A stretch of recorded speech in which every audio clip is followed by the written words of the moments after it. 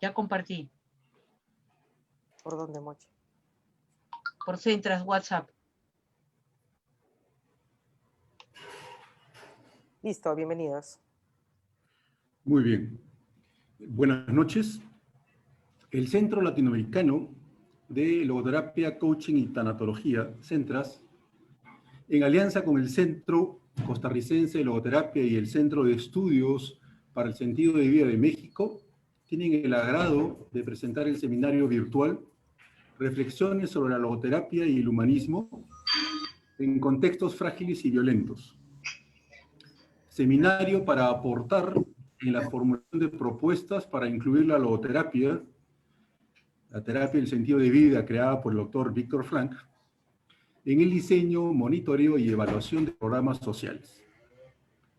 Le damos la más cordial bienvenida a las personas que nos acompañan vía Zoom, como a quienes nos acompañan también por el Facebook Live, cuya transmisión es en directo.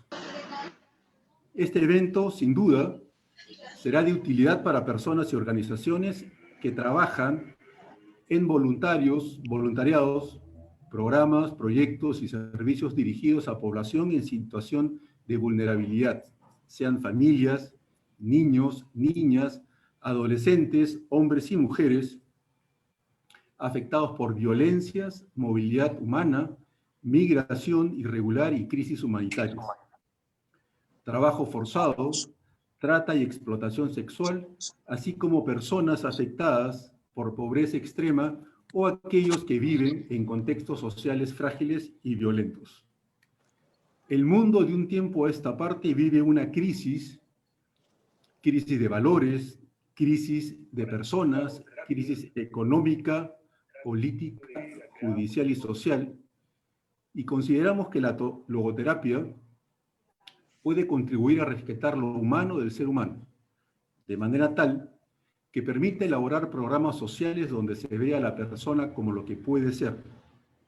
Programas que permitan generar empatía y confianza para desplegar las potencialidades que cada ser humano tiene. Jackie Larrié y quien les habla, Ricardo Lizarzaburu, socios de Centras, atenderemos gustosos las preguntas que tengan a bien realizar por Facebook Live como por Zoom, respectivamente. Para que los expositores puedan dar las respuestas en tal sentido, agradeceré que indiquen el nombre del expositor a quien hacen la pregunta.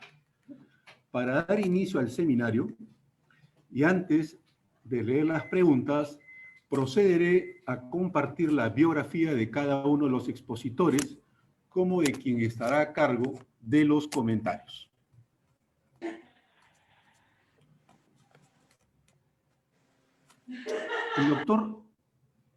El doctor Fernando Caloca Ayala, facilitador de talleres, consultor de empresas, profesor en ámbitos de formación humanista y conferencista nacional e internacional en diversas organizaciones públicas y privadas.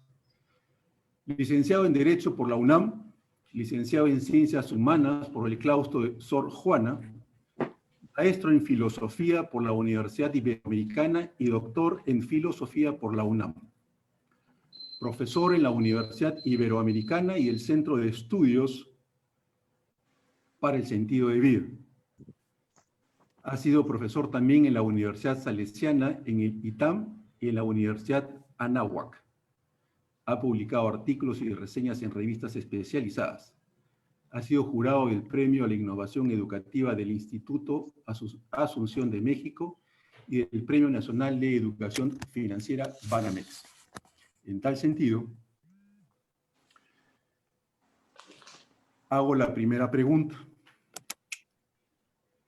¿Qué aporta la logoterapia y enfoques humanistas en contextos violentos, frágiles y cambiantes? Muchas gracias, Ricardo, por la presentación que has hecho, y a nombre de todos los que están escuchando de México, un saludo al continente y muy agradecidos de que podamos hacer comunidad. Y así se fortalece este apoyo que urge darle a las personas que se encuentran en situación de riesgo o situación vulnerable. Quisiera nada más comenzar contándoles la historia que hizo o ha hecho famosa el bueno de Leonardo Boff en alguno de sus libros. Él rescata la famosa fábula de el bibliotecario de César Augusto, el emperador romano, que allá en el año 17, Higinio, rescatara para entender cuál es este aspecto moral que es fundamental tener como piso y o como paraguas, creo yo, de este seminario. Dice la fábula: un día mientras cruzaba un río, Cuidado vio un montículo de barro. Lo tomó y le dio forma. Mientras contemplaba su obra, apareció Júpiter. Cuidado le pidió que le diera espíritu a su barro, lo cual hizo Júpiter de muy buena gana. Cuando su creación tuvo vida, Cuidado quiso darle nombre, pero Júpiter se lo prohibió porque quería ponerle su propio nombre. Empezaron a discutir Júpiter y Cuidado. Discutían en quién tenía derecho a ponerle nombre a esa criatura, y apareció Tierra. Ella también quería darle nombre a la criatura. Argumentaba que esa figura estaba hecha de barro, es decir, de tierra. Y al no ponerse de acuerdo entre los tres, Júpiter, Cuidado y Tierra, entró en la escena Saturno, que como saben en el ámbito griego es Cronos, que como saben es el tiempo. Saturno toma una decisión sabia y dice: tú, Júpiter, que le diste el espíritu, lo recibirás de vuelta cuando esta criatura muera. Tú, Tierra, que le diste el cuerpo, lo recibirás de vuelta cuando esa criatura muera. Pero tú, Cuidado, que fuiste el que la modeló, le llenarás de cuidados mientras viva por esa fragilidad que tiene. Y con respecto a la discusión que mantuvieron respecto al nombre, yo decido que esta criatura se llamará hombre. Es decir, ser hecho de humus, que significa tierra, tierra fértil. Hasta aquí la fábula. Esta fábula está llena de lecciones que van a ser como líneas de reflexión durante este seminario. Por ejemplo, el cuidado es anterior al espíritu infundido por Júpiter y al cuerpo prestado por Tierra. Quiere decir que el cuidado es algo anterior a todo. Nuestra supervivencia como seres humanos depende de cuidado. Somos sinónimos de fragilidad, somos vulnerabilidad. Pero también quiere decir que el cuidado es universal, que el cuidado lo requerimos todos los seres humanos.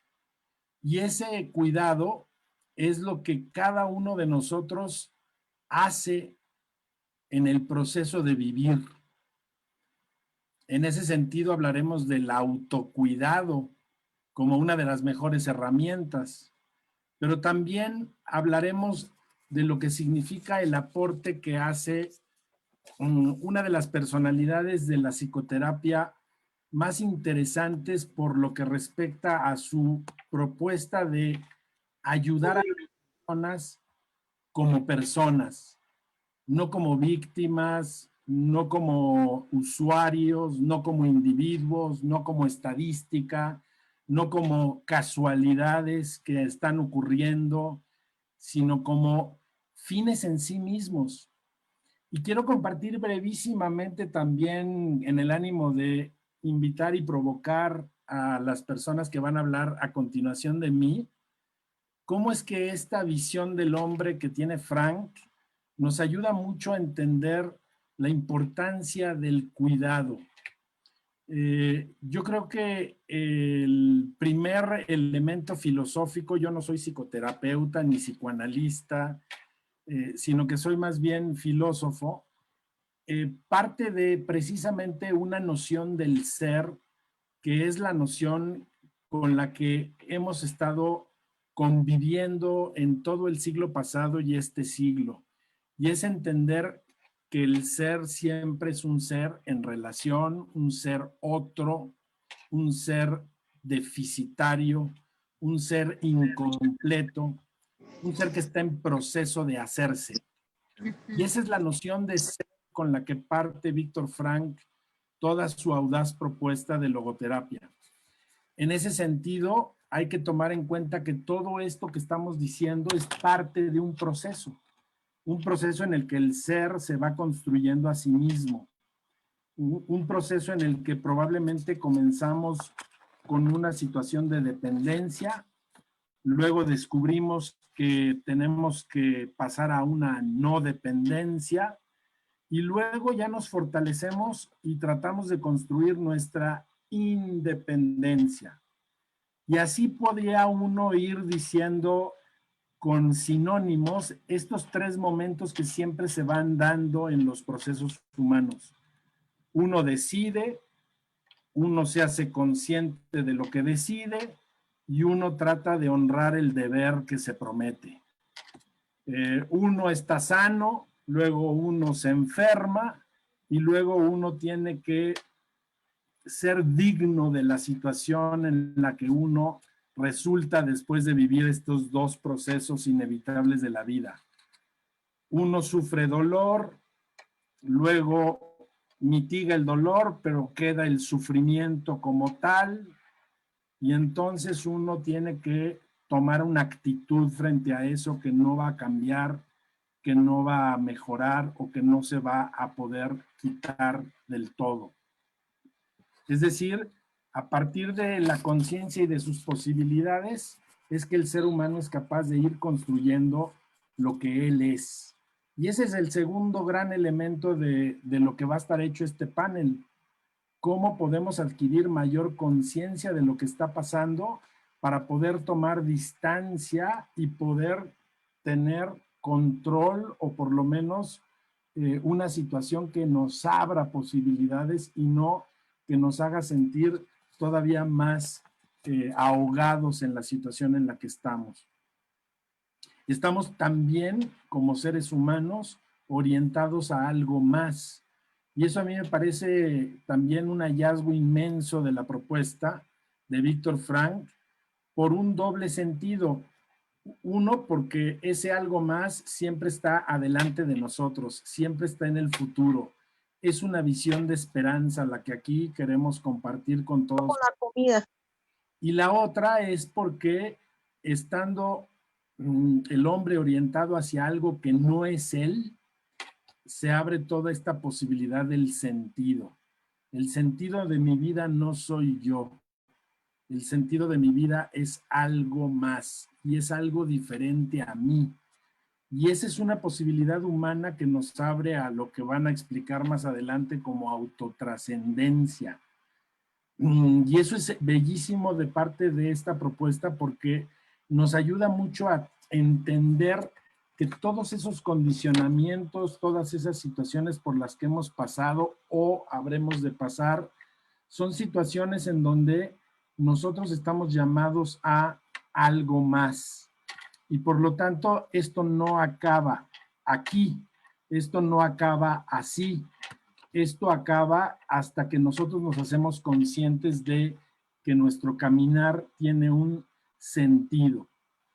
A mí lo que me encanta también del pensamiento de Frank es que generalmente y cotidianamente vivimos pensando en qué queremos de la vida.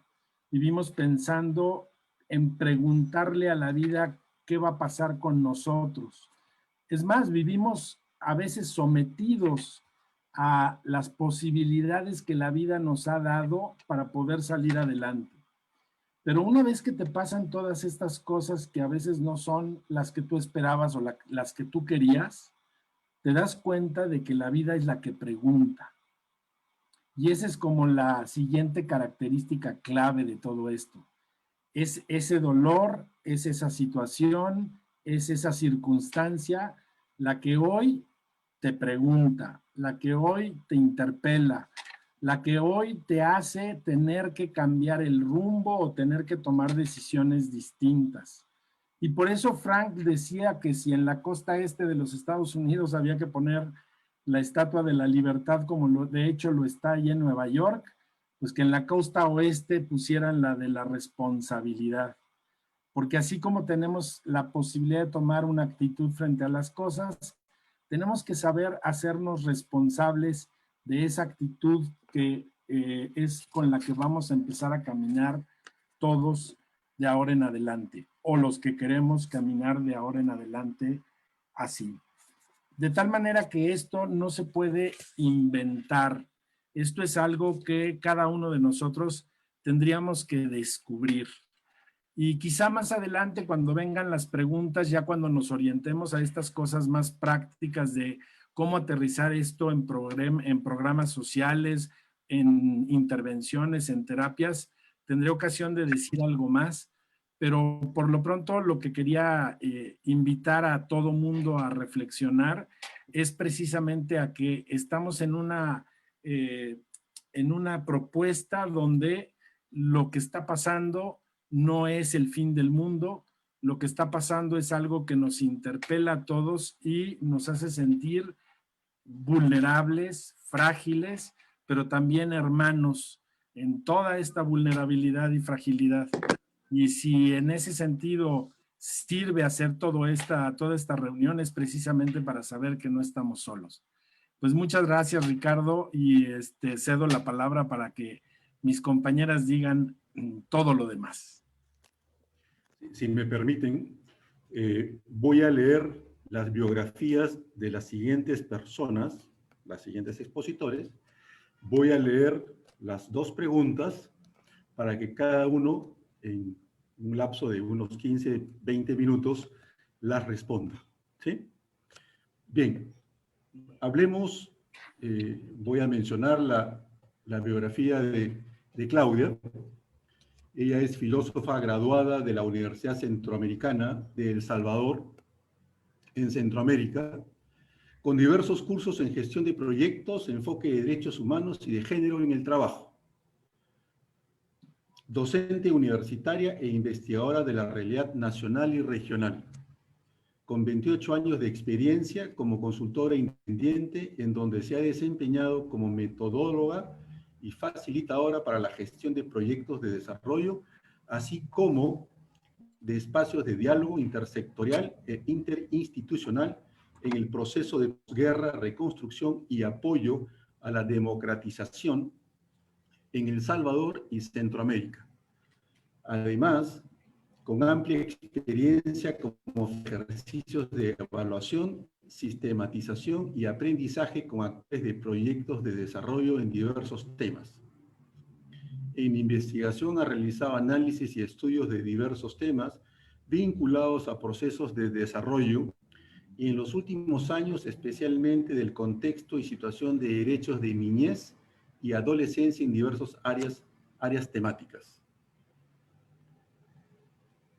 Edna Rotondo es antropóloga social peruana, coach, evaluadora de programas sociales y consejera en logoterapia, consultora en el diseño, monitoreo y evaluación de programas sociales con más de 25 años de experiencia. 15 en países de la región latinoamericana, prestando asistencia técnica y desarrollando capacidades. Aplica metodologías participativas orientadas a la equidad de género,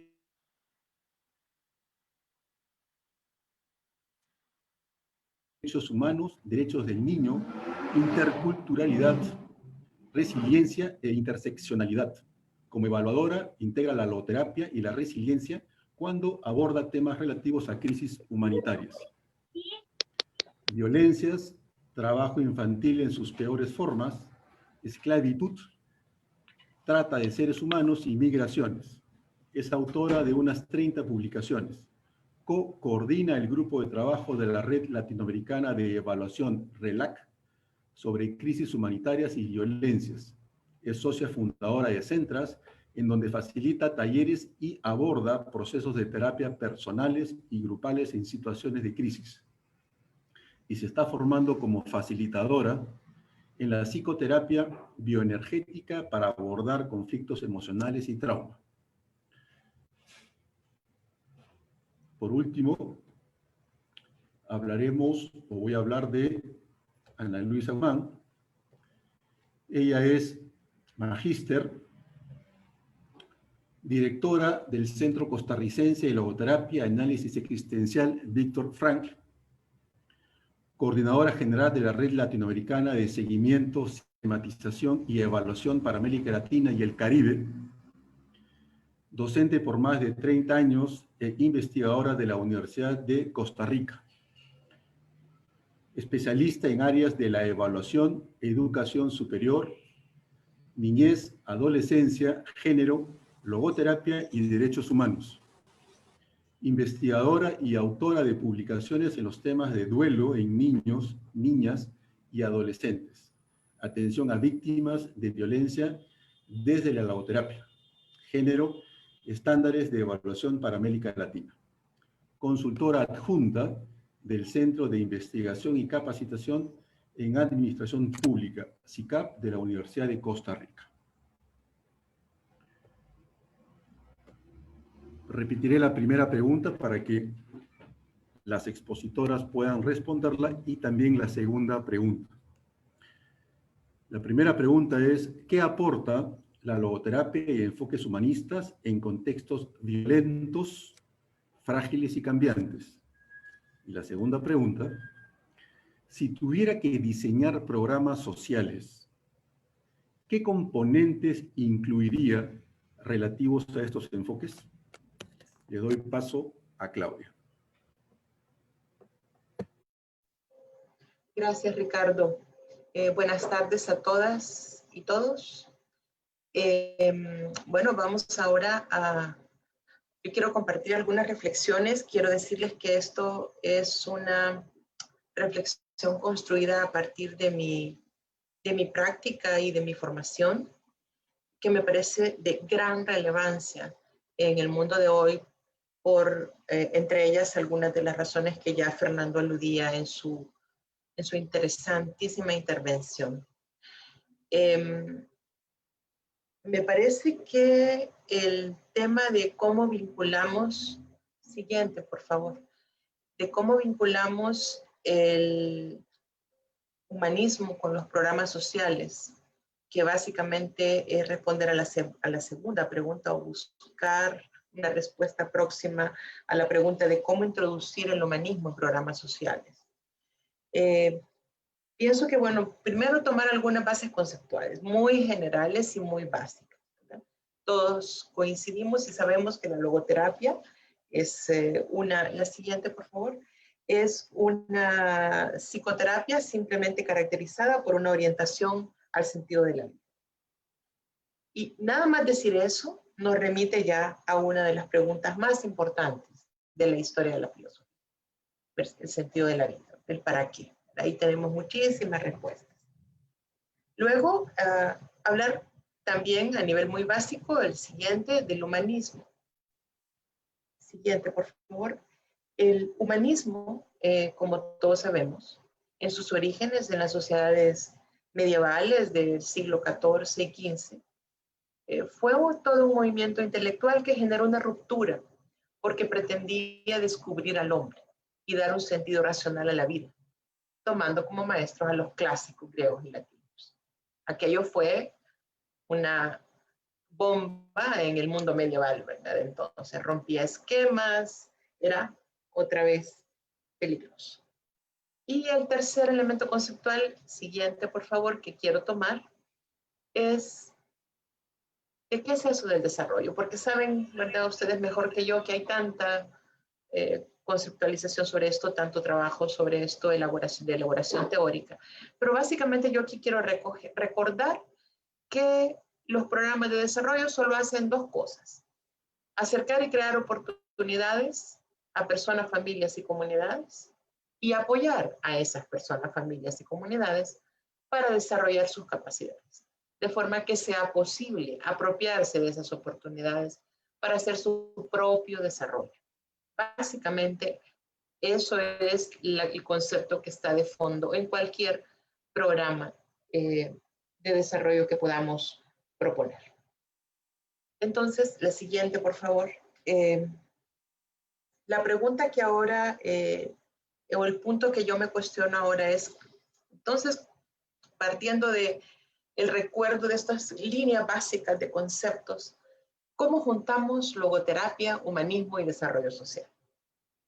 En un mundo en donde el humanismo es un tema prácticamente olvidado, en donde las propuestas terapéuticas y una tan valiosa como la de Frank están casi que orilladas, ¿verdad?, en la sociedad y se utilizan, y con ese término me quiero referir a ellos, se utilizan solo en momentos de crisis, como si el tema de la búsqueda de la identidad y la construcción del propio yo fuese un tema que solo tengo que darle unas puntadas cuando estoy en crisis.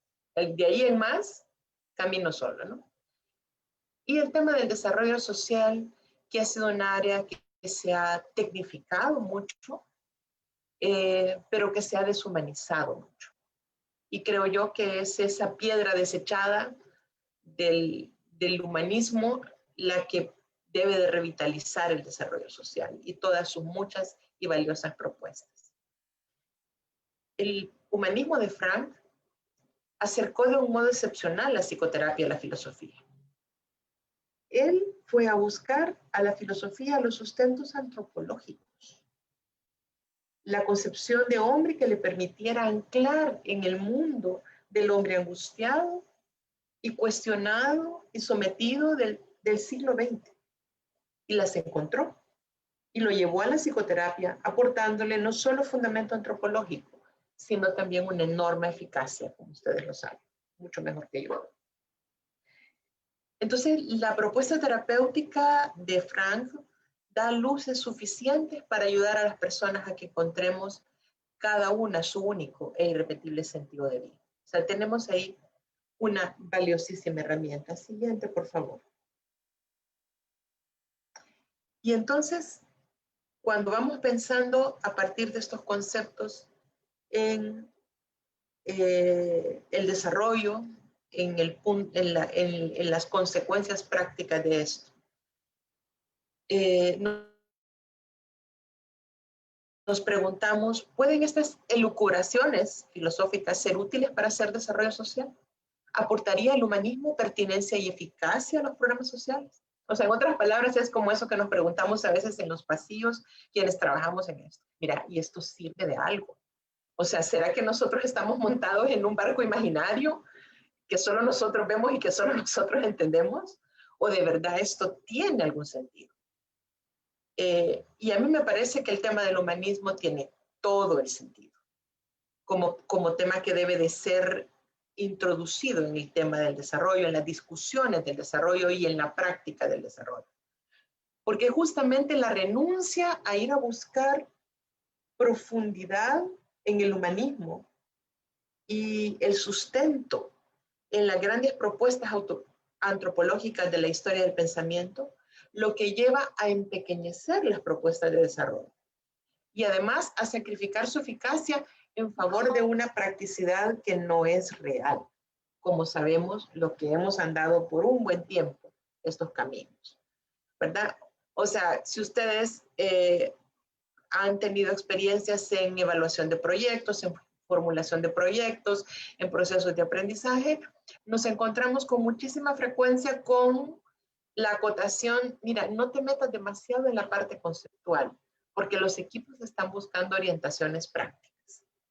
Todos y todas habremos oído algo al respecto. Sí, pero ¿cómo yo oriento a una persona a hacer desarrollo si ella o él no sabe qué tipo de hombre estamos queriendo apoyar? Si ella o él no sabe y no tiene claro cuál es el mundo en el que esta persona está viviendo, no lo puede comprender y tampoco el mundo que nosotros estamos proponiendo que construyamos juntos. Entonces, lo que se va perdiendo al final es una capacidad de diálogo sobre los aspectos fundamentales que buscamos. Y nos reducimos en las enormes discusiones y largas discusiones de los talleres a una discusión práctica, entre comillas, tecnicista, que a veces nos pierde muchísimo. No digo que siempre, pero pienso que sí muchas veces. Y entonces, como digo, sacrificamos la eficacia en favor de una pretendida practicidad. Y después de asistir a discusiones con equipos ejecutores y usuarios y usuarias de proyectos por casi 30 años, 26 exclusivamente en proyectos de desarrollo, el humanismo sigue siendo despreciado y considerado una elucubración, pero creo que con todas las grandes, como he dicho, propuestas y el gran desarrollo teórico que hay detrás de este mundo del desarrollo, el humanismo en nuestro tiempo sigue siendo revolucionario, como 6 siglos atrás. ¿Por qué? Porque rompe esquemas. Porque pregunta sobre cosas que es mejor no preguntar. ¿Qué tipo de hombre queremos? Y eso inevitablemente nos va a llevar a la pregunta de cuáles son nuestros fundamentos morales. ¿Dónde está nuestra trascendencia? Y volviendo al tema del hombre, vamos a terminar siempre discutiendo este hombre en qué tipo de sociedad vive o en qué tipo de sociedad quiere vivir. Y todas esas consecuencias, además de complicadas, pueden resultar peligrosas. Entonces, mejor sigamos hablando del desarrollo en abstracto. ¿Por qué? Porque el desarrollo se reduce, las discusiones sobre el desarrollo se reduce a utilizar herramientas que nos cierran demasiado. Hacemos identificación de problemas, que yo uso muchísimo esa herramienta. No estoy diciendo que sea mala, al contrario, creo que es lo mejor estructurado que hay, con sus limitaciones, el marco lógico. Vamos todos a marco lógico y hacemos una reducción de la realidad que queremos intervenir a eso. Está muy bien, pero no debemos de perder la perspectiva del resto, la perspectiva del hombre para el que estamos trabajando, del hombre y la mujer para la que estamos trabajando, de la sociedad que queremos construir, ¿verdad? Y eso sí sigue siendo un tema que se deja de lado y creo que nos cobra una gran factura. Siguiente, por favor. Entonces, yo pienso que el embeber en humanismo, el trabajo por el desarrollo, es una de las deudas más grandes de los programas sociales. Que hace falta discutir mucho más en los equipos que hacemos programas de desarrollo, en los agentes de desarrollo y en las personas a quienes queremos llevarle estas oportunidades. Trabajar más la idea de hombre, la idea de persona que quiero ser, la idea de mundo en la que ahora estoy. Y creo que los consensos deben de buscarse principalmente en torno a no a objetivos y metas concretas, eso es una consecuencia, sino fundamentalmente en torno a el tipo de hombre que queremos, a los valores fundamentales de este hombre y de esta sociedad, porque al final eso es lo que le va a dar el sentido, lo que va a hacer que el proyecto no muera el día que se gastó el último centavo o el día que se clausuró, sino que se queden esas capacidades y esos recursos en un hombre, en una mujer, que en cualquier comunidad se sigue construyendo, porque el proyecto, si bien llevó estos recursos, también llevó reflexión, también llevó oportunidades de autoformación como ser humano. Entonces, me parece que es de crucial importancia pensar en qué hombre y en qué sociedad es la que buscamos desarrollar. ¿Para qué es ese desarrollo que hoy procuramos? Y pienso que, la siguiente, por favor, que para introducir el humanismo en las propuestas de desarrollo, en los programas de desarrollo, primero, a mí cuando me planteé la pregunta humanismo y desarrollo, les confieso que si yo me encuadro en lo que usualmente hago, que es facilitar talleres de construcción, de evaluación y demás, sí es una pregunta que no se hace, pero que tiene una unión que debería de ser indisoluble, que es indisoluble. O sea, no nos podemos plantear desarrollo sin una visión de hombre, sin una preocupación por qué hombre estamos construyendo. Eso es una renuncia inaceptable para el mundo del desarrollo, para los programas que trabajan por el desarrollo. Y preguntándome un poco sobre en el instrumental que hay ahora para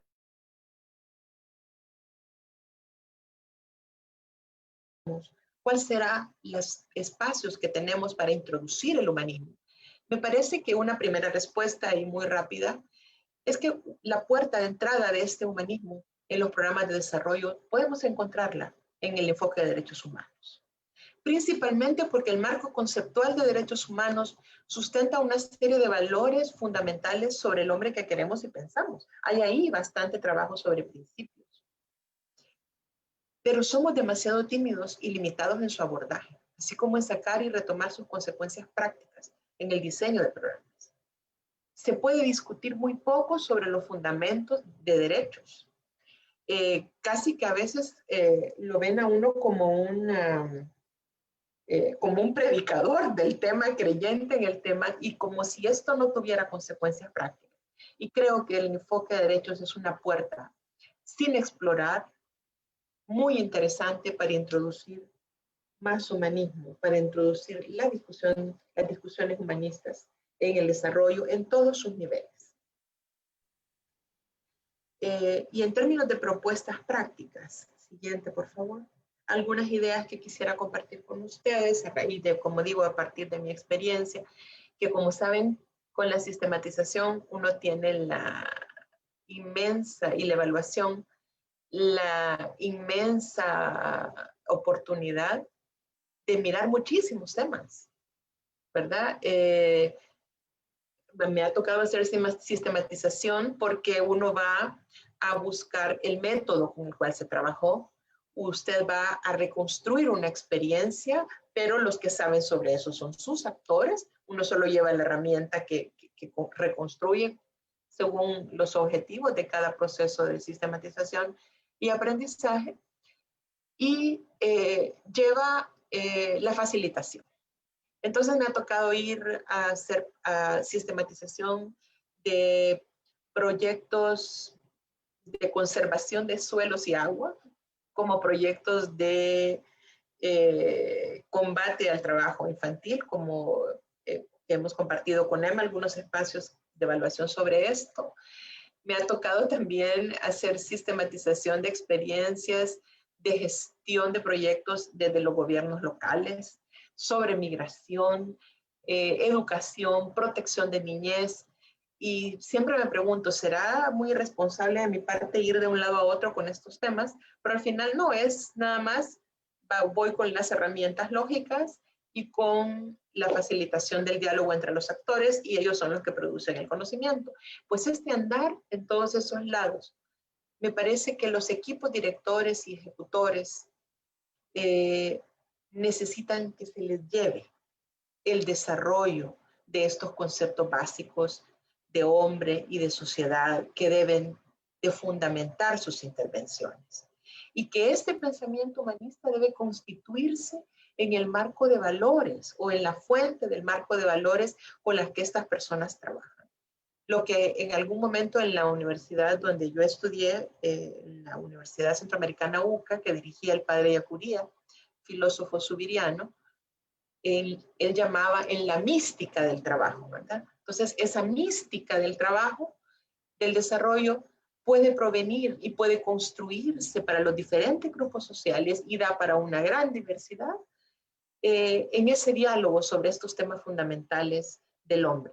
Entonces, dialogar y buscar nuestros consensos en torno a esos valores y conceptos comunes de hombre y de sociedad, creo que nos permitiría dotarnos para dar mejores batallas ante la politiquería que azota nuestras sociedades. Podríamos también dar más y mejor identidad a nuestras organizaciones. Y como personas tendríamos también mejores posibilidades de modelar conductas y valores que nos harían no solo promotores más eficaces, sino convencedores más eficaces de esos valores de los que somos portadores y de esos objetivos que promovemos. Pienso que, siguiente por favor, debíamos requerir también en nuestras sociedades y en los procesos de desarrollo que cada programa ayude a cada beneficiario a ponerse en contacto consigo mismo, con su propia identidad. Eso debería ser un componente fundamental de estos programas. Uno, como le llamamos transversales, yo preferiría llamarle fundamental. Estos programas deberían de ayudar siempre, de apoyar a los beneficiarios a ponerse en contacto consigo mismos, con su propia identidad, con su propio sentido de vida, y que desde ahí se impulse a cualquier empresa, sea educarse, emprender iniciativas económicas, cuidar el medio ambiente, lo que sea. Pero debemos de recordar que el que ejecuta eso siempre es un hombre con un sentido propio y único. También debemos, los programas sociales, buscar habilitar a nuestros sistemas educativos para que sean habilitantes de una educación que lleve a nuestra niñez y a la sociedad a volver al contacto consigo mismos en este mundo que le tocó vivir, ¿verdad? Y no ir a este mundo desconectados de sí mismos, de su propio sentido, de su propia finitud, porque entonces el mundo reduce a los hombres a lo que hoy por hoy nos ha reducido, a ser consumidores, funcionales a un mundo sin sentido humano, sino de lucro, solo de lucro, porque no hay más sentido. Esto obviamente plantea retos. El desarrollo no debe seguir buscándose dando la espalda a la persona íntegra. Debe preguntarse cosas fundamentales y que todos observamos cuando trabajamos en esto. Yo siempre me pregunto, ¿cómo es posible que yo traigo aquí un programa de agua, pero me olvido de atender la angustia de la pobre mujer que su hijo está viajando hacia Estados Unidos desde hace 3 meses y no sabe nada de él? También ignoro la violencia que hay en su comunidad porque yo vine aquí nada más a introducir agua. Esos son pecados que no podemos seguir cometiendo. Y debemos hacernos preguntas según la situación de cada comunidad, como por ejemplo, cómo integrar el dolor, el sufrimiento que agobia la vida de grandes contingentes humanos viviendo en pobreza y en contextos de violencia, como áreas de atención de los programas de desarrollo, sea cual sea su especialidad de trabajo. E ilustro esto con el trabajo justo que acabo de entregar el día de hoy, donde el equipo de atención psicosocial del dispositivo de asistencia humanitaria para la emergencia en el país, una de las lecciones que formulan es: tenemos que introducir en todos los proyectos que estamos desarrollando, desde las 14 instituciones que están participando, que hacen diferentes intervenciones para el desarrollo, pero todos tenemos que introducir un componente de salud mental, porque la atención psicosocial que nos hemos volcado a dar en esta emergencia nos ha demostrado que esa es una necesidad impostergable en las comunidades con las que trabajamos y en el país, porque bastaba poner un par de anuncios en las redes sociales para que los pequeños call centers que montaron para dar la atención psicosocial quedaran absolutamente saturados. Entonces, creo que esta experiencia ilustra muy bien la necesidad. Hasta aquí con compartir mi experiencia y mi reflexión sobre este tema. Muchísimas gracias. Dejo a Ricardo entonces. Muchas gracias, Claudia. Antes de darle pase a Emma, voy a repetir las 2 preguntas. ¿Qué aporta la logoterapia y enfoques humanistas en contextos violentos, frágiles y cambiantes? Y si tuviera que diseñar programas sociales, ¿qué componentes incluiría relativos a estos enfoques? ¿No? Gracias. Gracias, Ricardo. Buenas noches. Sí, antes de dar respuesta a las preguntas, solamente quería manifestar que uno de los objetivos de estas 3 instituciones que estamos convocando a este evento es justamente posicionar los temas del humanismo, de la logoterapia, para que puedan ser asumidos de manera masiva, porque todavía la logoterapia está circunscrita a campos de la educación, si es cierto, ha entrado a múltiples esferas de la sociedad, pero hace falta que ingrese mucho más fuerte en la esfera pública y en la esfera de la cooperación, toda vez que donde hay seres humanos está la logoterapia. Y por otro lado, lo que nos convoca también son los temas relacionados a las violencias. ¿Por qué? Porque las violencias, lamentablemente, en nuestro continente están naturalizadas, culturalmente aceptadas, y además también, lamentablemente, hay información acerca de la cual América Latina desplazó a África ya en el 2012 como el continente con mayor homicidio, ¿sí?, del mundo. Venezuela, El Salvador y Honduras encabezan esas cifras. Tenemos estadísticas de diferente tipo, como que en 10 años, entre el 2000 y el 2010, han muerto más de 1 millón de personas en la región a causa de la violencia criminal. O sea, está permeada las violencias de todo tipo: trata, esclavitud, venta de niños, tráfico de órganos, explotación laboral, feminicidios, matrimonios tempranos. Es decir, El Salvador, por ejemplo, tiene la tasa de feminicidios más alta del mundo, luego de Siria y de Lesoto, ¿sí? Y, en fin, podríamos citar una gran cantidad de cifras, pero la idea es posicionar que el tema de las violencias están muy enraizadas y por lo tanto es necesario hacerle frente desde una mirada humanista, desde una mirada logoterapéutica. Para la logoterapia, digamos, lo que decía Viktor Frankl, el doctor Viktor Frankl, señalaba que la falta de sentido en la vida personal se expresa en depresión, agresión y adicción, pero también detrás de las conductas violentas estaba el vacío existencial, y que además la ausencia de sentido de vida es un factor de riesgo. Por eso, a quienes nos hemos formado en logoterapia y estamos muy cerca de, digamos, de los valores y del contenido del doctor Viktor Frankl, sabemos que efectivamente es así, y que es necesario introducir la logoterapia de manera masiva para considerar a las personas, más allá de beneficiarios, como personas con sentido. Y que justamente la frustración de la voluntad de sentido está en la base de las violencias. Y que la logoterapia puede aportar, y de hecho aporta muchos elementos de manera práctica también y muy concreta. Voy a pasar ahora aquí esta diapositiva. Aporta de manera muy concreta e instrumental también, ¿sí? Porque tiene un conjunto de herramientas, un conjunto de enfoques y metodologías capaces de movilizar a las personas hacia el sentido de vida. Entonces, ¿qué plantea la logoterapia? Básicamente, ¿qué aportes fundamentalmente trae para los programas sociales? En primer lugar, uno de los primeros aportes que trae es el concepto de resiliencia, el concepto de reconstrucción del ser. La logoterapia, Viktor Frankl planteaba que el hombre era un ser único, irrepetible, y planteaba la unicidad biopsicoespiritual.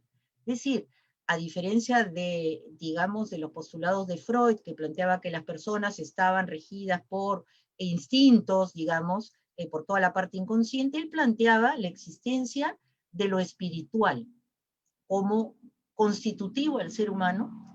Todos los seres humanos, digamos, tenemos espíritu y hay que desplegar la capacidad espiritual que va más allá de lo religioso como una capacidad humana que nos ayuda a elegir y hacernos responsables de nuestras vidas, y que además, y sobre todo, nos lleva a orientarnos hacia un sentido de vida.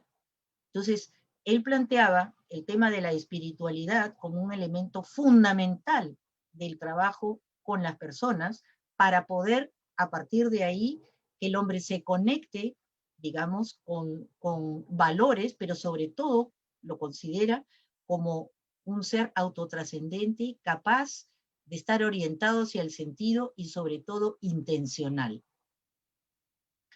Y es un enfoque motivacional porque de alguna manera, y sobre todo, busca que las personas den respuestas frente a las preguntas que tiene ante la vida, ¿no?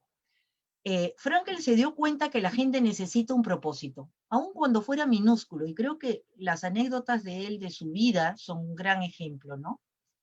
Él decía que necesitaban mínimamente un propósito para mantener la voluntad de vivir. Él en el campo de concentración, 3 años, en 4 campos de concentración, fue en el cautiverio en donde él decidió aplicarse su descubrimiento del sentido de vida.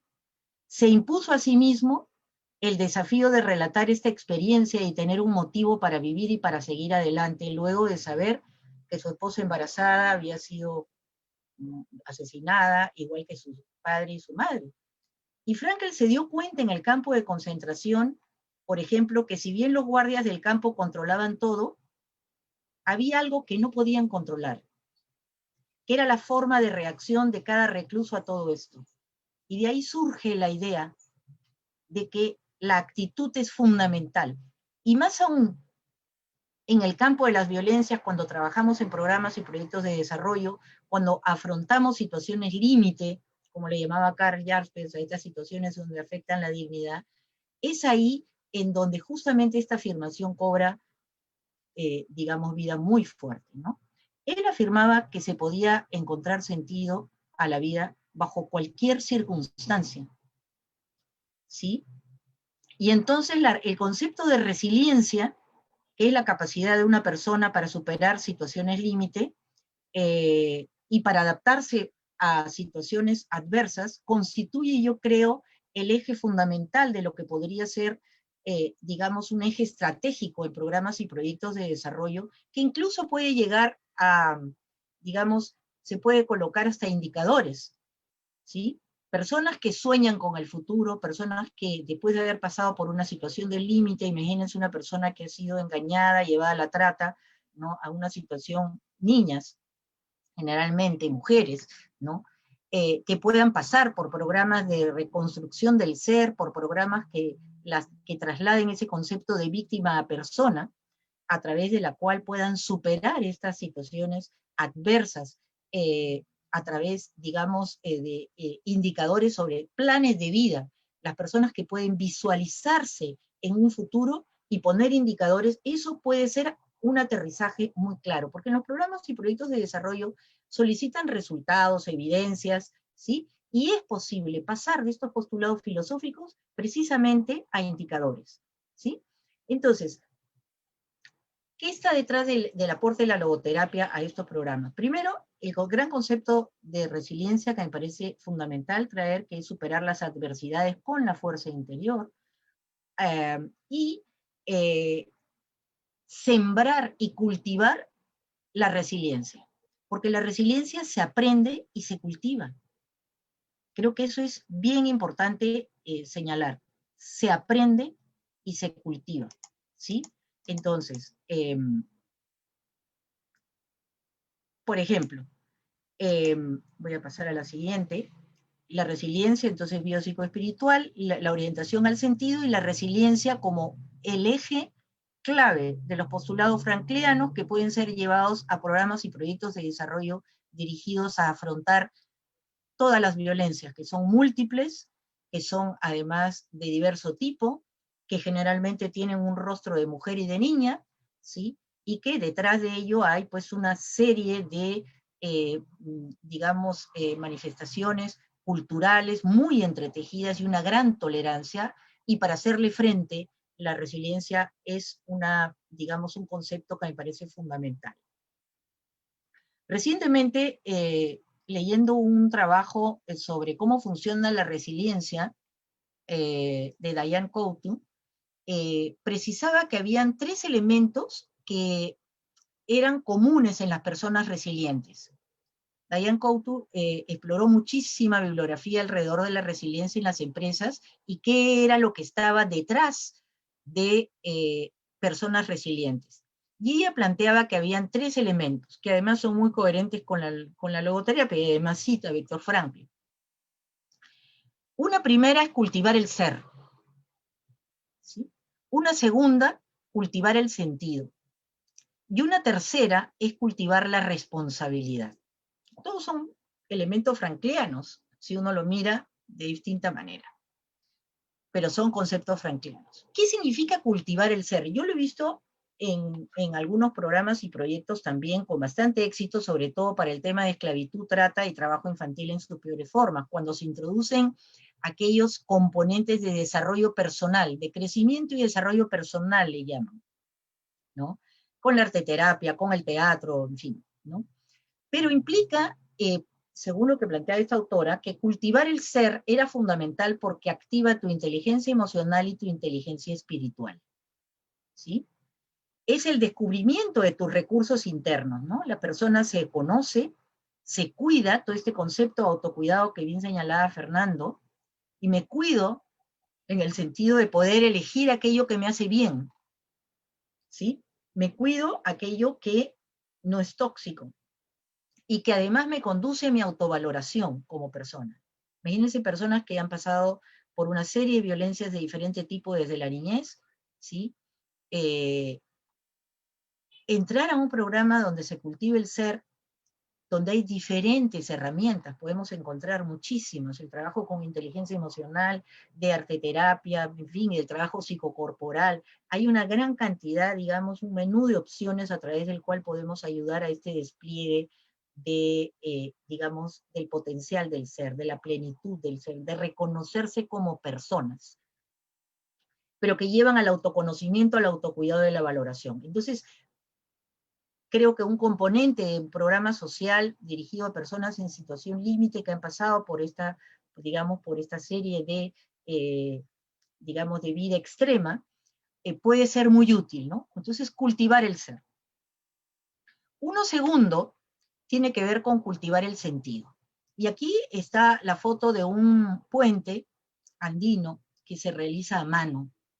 ¿Por qué? Porque cultivar el sentido significa de alguna manera conectar tu presente con tu futuro, hecho a tu medida, a tus necesidades y a lo que tú deseas. Por eso se dice que el sentido es intransferible.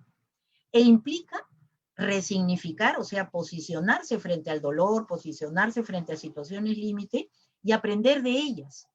Y sobre todo, responderse esta pregunta, ¿por qué yo no? No es por qué yo, victimizándose, sino por qué yo no puedo hacer esto. Yo puedo hacerlo.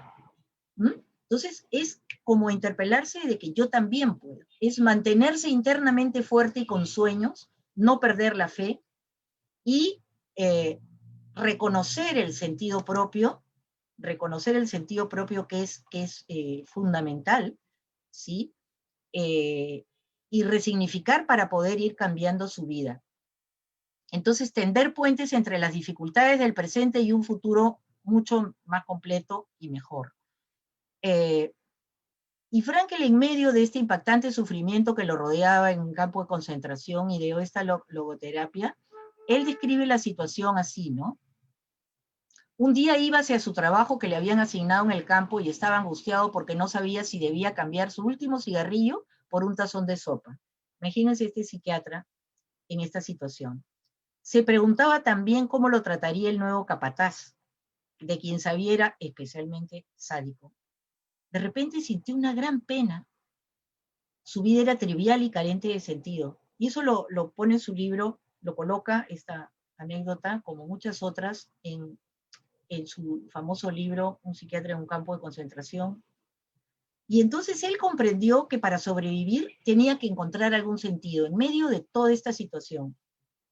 Y entonces él lo hizo visualizándose a sí mismo dando clase tras la guerra. Mientras estaba tirando pala con los zapatos rotos, con un frío horroroso, se imaginaba hablando de la psicología en un campo de concentración, con la idea de ayudar a sus antiguos prisioneros a sobreponerse a esta experiencia. Y esto hizo que él cumpliera su objetivo de tener una actitud distinta, porque digamos, consiguió abstraerse de los sufrimientos del momento y pudo encontrar sentido en cualquier circunstancia. Entonces, solo mantenerse fuerte en condiciones de cambio y de gran estrés, a través de cultivar el sentido, pues resulta ser muy importante. Imagínense, pues, justamente recientemente estaba viendo cómo era un interrogatorio de una niña recién salida de una, digamos, de una vivencia de trata, y lo que la fiscal señalaba, esto era en un evento público reciente, que decía de que era tremendo porque todos se iban encima de ella. Entonces salía de un evento verdaderamente doloroso a un estado que la recibía, pero que no la veía con un rostro humano, sino que le hacía un conjunto de preguntas y ella, completamente desconcertada, se sentía nuevamente revictimizada. Entonces, ahí es donde, si se puede capacitar a fiscales, a las personas que de alguna manera rescatan a personas en situación límite, en esclavitud, en las violencias, aquellas personas que están al frente de servicios públicos, en lo que significa, digamos, el cultivo del sentido, aún en esas circunstancias, ayudar a esa persona a que se posicione frente a su dolor, aún sea en unos minutos, lo puede hacer. ¿Sí? Acompañar en esas 48 horas que tiene de acompañamiento a las personas, a poder sembrar en ellas la fe de que es una persona valiosa, que puede cambiar y que puede autotrascender. ¿Sí? Entonces, cultivar el sentido. Yo como un pequeño ejemplo, pero pueden haber mucho más. Uno tercero, entonces hemos visto que cultivar el ser es una estrategia, cultivar el sentido, y uno tercero que me parece muy importante es cultivar la responsabilidad, que es justamente la piedra angular de toda la filosofía frankliana, ¿no? Y que es responder ante las circunstancias de la vida, de diferente tipo, con la mejor posibilidad que tengo. Uno de los ejemplos que hacía esta autora que he citado, es que implica responder con sentido a los desafíos pequeños de la vida, ¿no? Fundamentalmente la capacidad de construir con lo que tenemos al alcance, aprovechando lo que se tiene. Y ella dio un ejemplo que me pareció muy ilustrativo. En los campos de concentración, por ejemplo, los prisioneros resilientes guardaban trocitos de cordel o de alambre siempre que los encontraban. Más tarde esos trozos podían ser útiles, quizá para arreglar un par de zapatos, lo que en condiciones de frío extremo podía marcar la diferencia entre vivir o morir. Por lo que quiero decir es que hay que imaginar, apoyar a las personas en el cultivo de su resiliencia, a que con los pequeños recursos que puedan tener, imaginar posibilidades de acción con sentido y hacia el sentido. ¿Sí? Para movilizarlos, digamos, hacia soluciones, digamos, que puedan afrontar poco a poco. Entonces, desde mi perspectiva, los programas de intervención para personas en situación límite, de distinto tipo de violencias, la reconstrucción del ser, restaurar el sentido del ser a través de lo que puede ser, potenciando sus capacidades, resulta ser clave, ¿no? Aquí hay un autor que me gustó mucho, que son dos autores españoles que trabajan una propuesta muy interesante sobre las violencias, que señalan que tomando poder en su persona, logran romper y salir de esa situación, o al menos cambiar emociones, cogniciones y conciencia. Estos autores, Guerrero y Carrero, trabajan logoterapia con mujeres afectadas por violencias. Bueno, y finalmente también un elemento que me parece fundamental para los programas de intervención para personas en situación límite es considerar lo central que es la persona en su contexto y con sus vínculos. ¿Sí? La centralidad de la persona no es un número, no es solo una estadística, ¿sí? Persona es persona, única e irrepetible, y es posible inducir a cambios, digamos, si los tratamos con rostro humano, no como un número, ¿no? Y que hay que abordar desde lo positivo. No solamente el trauma se aborda, digamos, de elemento psicológico, que es fundamental hacerlo, no estoy con ello deslegitimando, sino que también se puede trabajar desde lo positivo, que era lo que trabajaba Viktor Frankl, ¿no? Fortalecer el lado espiritual, el lado sano de las personas, para que fortaleciendo puedan ir dejando de lado ello, ¿no? A través de la resignificación y de la transformación. Entonces, lo que las personas, digamos, que requieren trabajar su resiliencia necesitan, no son consejos, lo que necesitan son ejercicios que los ayuden a cobrar conciencia de sus propios recursos, afinar su conciencia, reconocerse como persona y darse cuenta y creer en ellos mismos que es posible salir, de a poquitos. Imagínense en el campo de concentración, solamente con esos cordeles, digamos, pequeñas cosas que los ayudan a paliar. Imagínense también desplegar, digamos, alternativas para que con sus propios recursos puedan ir saliendo adelante, pero considerándose fundamentalmente como personas espirituales con capacidad de resiliencia y a través de las cuales se puede sembrar, cultivar el sentido.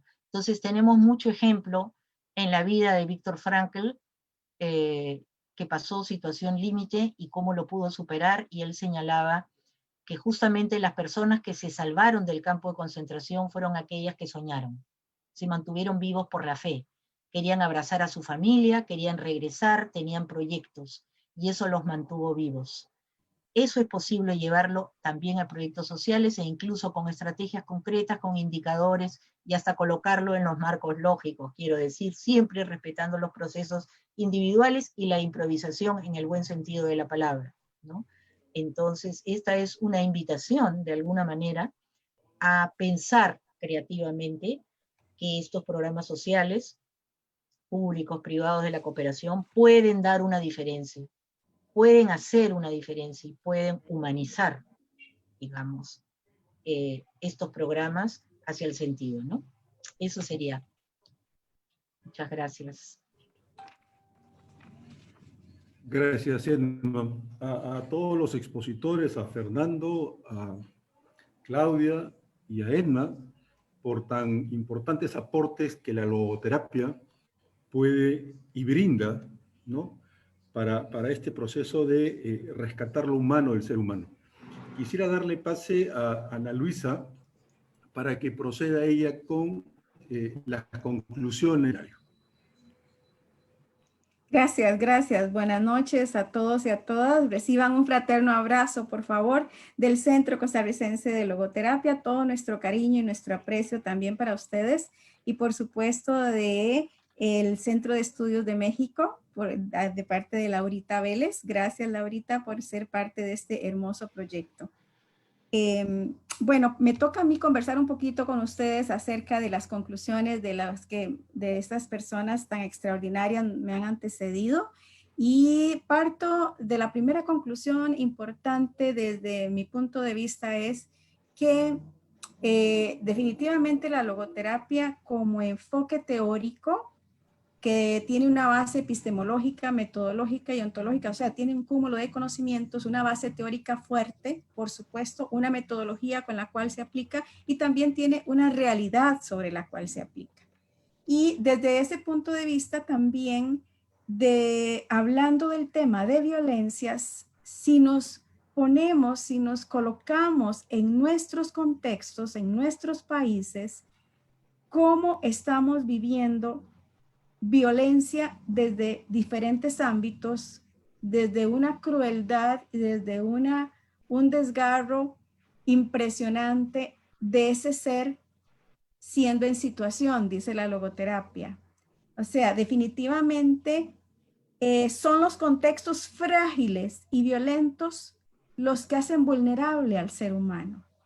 El ser humano viene y está constituido de una extraordinaria capacidad de desarrollo, de crecimiento, de ser en plenitud, en bienestar, pero cuando nos encontramos y afrontamos esos contextos frágiles y esos contextos violentos de discriminación, de desigualdad, eso no nos permite del todo dentro del contexto social, avanzar como el ser humano quiere, o estar o ser en plenitud.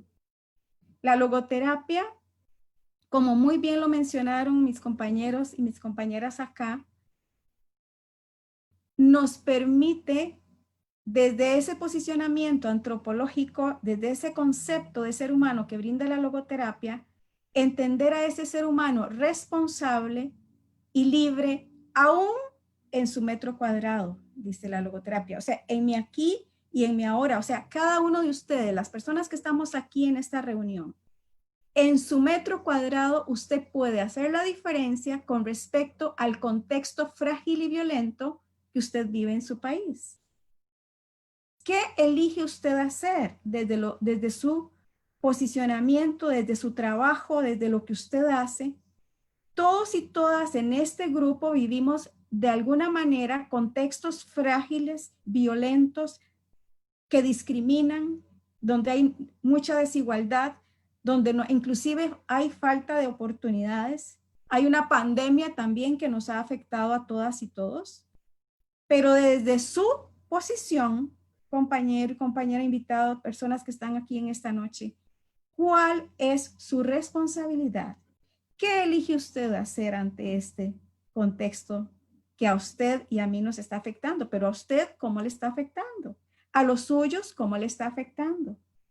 Habla la logoterapia también, como muy bien lo dijo Ricardo, desde ese posicionamiento humanista que trabaja la logoterapia, que respeta y visibiliza al ser humano, como persona, pero se ha, muy bien, y ya lo han mencionado, se ha deshumanizado los procesos de interacción, los procesos de potenciar esas capacidades en el ser humano, los reducimos a proyectos sociales cuyos presupuestos deben ejecutarse, por supuesto, pero que al final no producen impacto desde lo humano, sino desde lo económico, desde lo político y desde los intereses personales o sociales de nuestros entornos. Entonces, desde esos intereses nos olvidamos del ser humano. Y la logoterapia lo que dice es, necesitamos entender al ser humano en situación y necesitamos que el ser humano se entienda en situación para que elija qué hacer en ese contexto o en esa situación. Limitamos al ser humano inclusive a políticas sociales y a políticas públicas que restringen la capacidad inclusive de pensar o de aportar. Pero desde la logoterapia, una conclusión importante es que, dice la logoterapia, el contexto nos puede condicionar, pero no nos va a determinar. Elegimos con cuál actitud, desde esa activación de la conciencia que dijo Fernando, el activar la conciencia desde la libertad y desde la responsabilidad para gestionar conocimiento social, conocimiento académico, conocimiento en la casa, conocimiento en la escuela, o sea, dar conocimiento a nuestros niñas, niños, adolescentes, para que empiecen a reflexionar en un nivel superior, no desde la condición del contexto, sino desde las propias capacidades para afrontar ese contexto.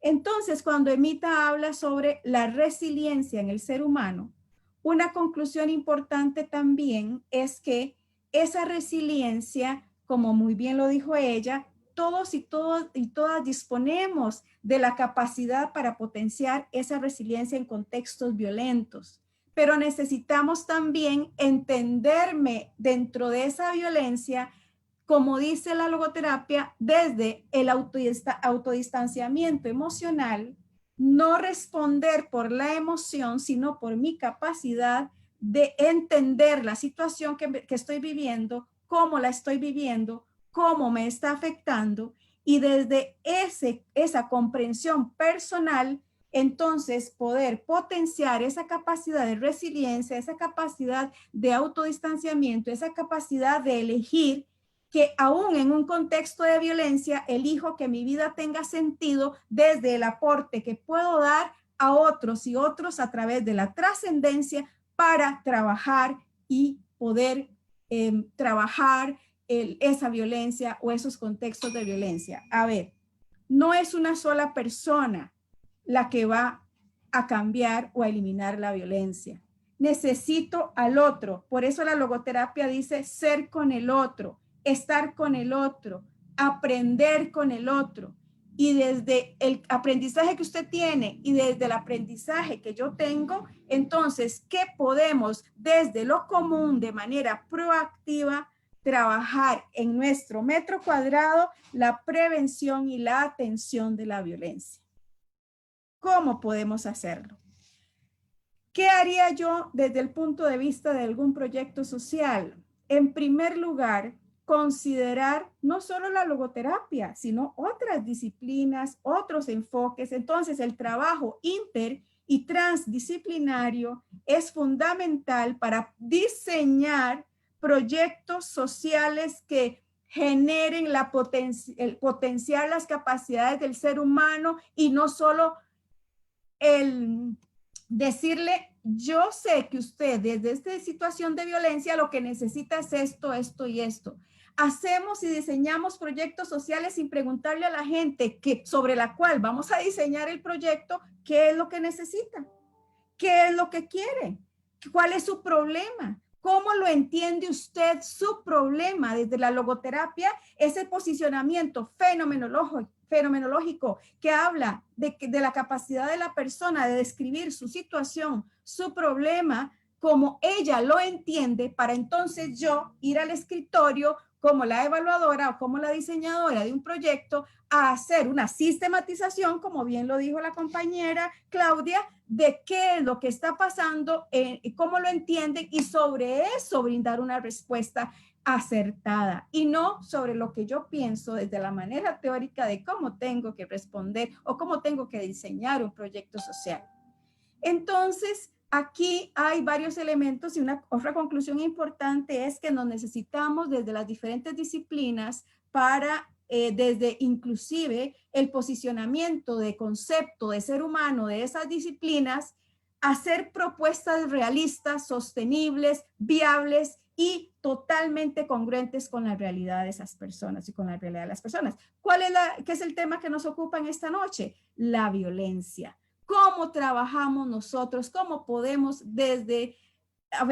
tenemos nudos estructurales a nivel social, a nivel económico, que nos afectan y que promueven violencia, promueven reduccionismo, promueven despersonalización, promueven discriminación, desigualdad en nuestras sociedades, ciertamente. Todo eso, hay esos nudos estructurales, no soy yo la que los puedo cambiar. Tengo que unirme desde la sociedad civil, desde la academia, desde los diferentes actores sociales que nos pueden, y desde las capacidades y competencias y de esa transdisciplinas y desde las disciplinas, diferentes disciplinas, aportar y concretar un proyecto, un programa desde lo local, ciertamente desde el país, desde la política pública, desde lo macro, pero también necesito ubicarme en lo micro, o sea, en las comunidades, en las organizaciones sociales, gestionar el conocimiento de esos líderes y lideresas de las comunidades que puedan desde sus capacidades aportar desde ese potencial y de los recursos que cuenta cada familia, cada comunidad, cada país. Entonces, la logoterapia, ¿qué es lo que hace? Otra conclusión importante, despertar la conciencia, hacernos responsables, elegir de manera libre y de manera responsable qué quiero hacer con esto que nos tocó vivir. ¿Qué queremos hacer con esta violencia? ¿Qué queremos hacer? El discurso es extraordinario, las investigaciones son extraordinarias, pero desde lo social, desde el tú y yo, desde usted y yo que estamos viviendo esto, ¿qué queremos hacer? ¿Qué puedo aportar yo o qué puede aportar usted para que podamos trabajar y prevenir de alguna manera este flagelo impresionante que es la violencia y que está afectando a los seres humanos de una manera impresionante? Luego,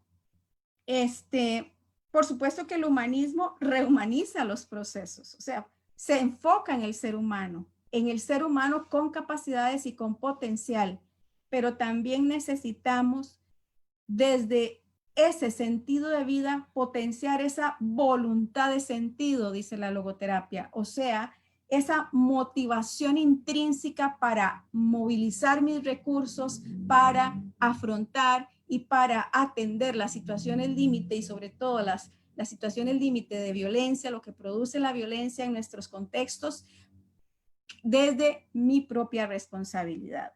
Entonces, también Emita nos habló de la resignificación. O sea, vamos a ver, cuando en contextos de violencia familiar tenemos un papá que agrede a la mamá o viceversa, o que haya situaciones de violencia, necesitamos educar a nuestros niños, niñas y adolescentes, a las personas en general, a que desde mi comprensión de ser humano, el concepto de ser humano que tengo de mí misma, o me convierto en víctima de esa situación que trae todas las consecuencias posibles, o me convierto en una persona responsable que voy a autodistanciarme emocionalmente de lo que estoy sintiendo, ante lo que estoy viviendo, para elegir de manera consciente y de manera cognitiva, desde mi capacidad de elegir,